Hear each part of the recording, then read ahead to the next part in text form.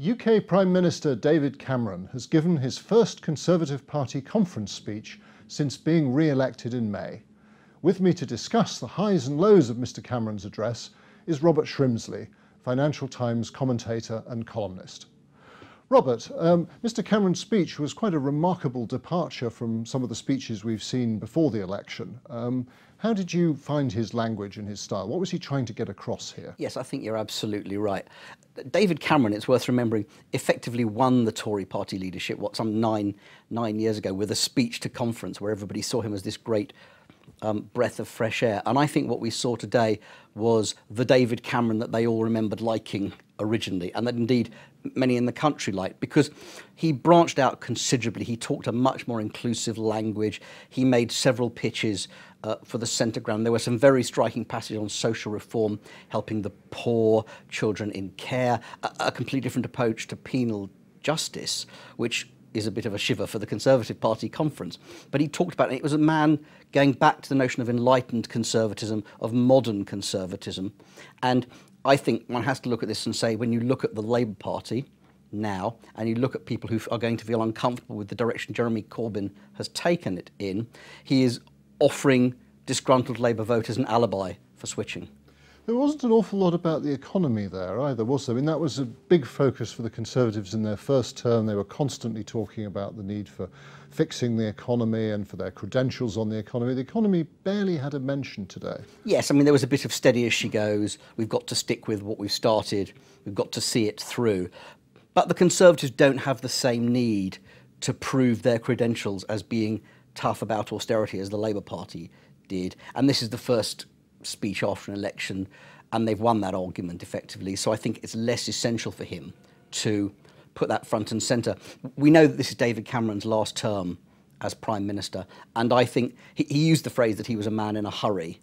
And I think what he was trying to do here was say, my first term was completely sidetracked by the need to tackle the economic problems.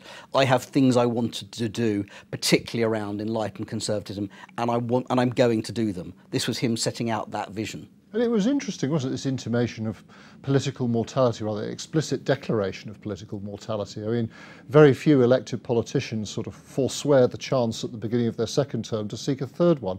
Why do you think he did that? Why didn't he want that third term? I think he felt 10 years is a lot. I mean, there's very few prime ministers who look better after year 10 than they did before, and many of them look worse long before year 10. I think he has a keen sense of, as you say, political mortality. One needs to be a bit careful about this. Even now, he's not really setting the terms of his own departure. If things go wrong in the Euro referendum, and Europe is one of the big themes of this speech and conference, if things go wrong there, he won't get to choose the date of his going. Now, in the speech, there was a lot of talk about the need for social reform. He mentioned tackling poverty, extremism, discrimination, deprivation. How credible do you think the Conservative Party can be on those areas with voters? Well, they could be more credible than they currently are. It's clear that, the poor are the people who have been worst hit by austerity. Inevitably, it's always that way. And the cuts that are coming down the track, immediately the one that is in contention is the tax credit, the £12 billion cut to tax credits, are going to continue to hurt the poor. I think some of the things David Cameron talked about are wonderful aspirationally, but if you don't have a sufficient financing of your local authority infrastructure, of your social services infrastructure, many of them are going to stay rhetoric. Now, one of the things people in the hall listening to the speech were thinking about was who is going to succeed him when it comes to 2019, 2020. In his speech, he mentioned the Iron Chancellor. He called him George Osborne. He gave Boris Johnson a chance for some thanks and applause. He didn't mention Theresa May at all. Do you see any significance in that?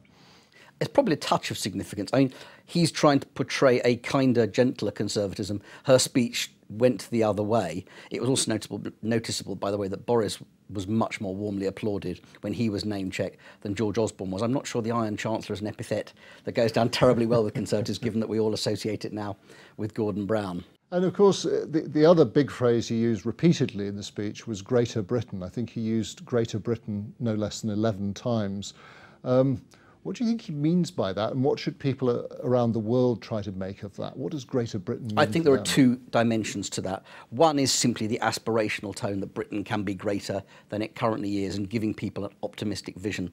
The other thing I think is that it is a counterpoise to Jeremy Corbyn. One of the most effective passages of the speech was his attack on Jeremy Corbyn. I think he called him a terrorist, sympathising, Britain-hating ideology. It was very short, it was very sharp, but it was really to the point. And I think what he's saying is you can have one vision, which is a lesser Britain, and one which is a greater. Okay. Robert, thank you very much for joining me.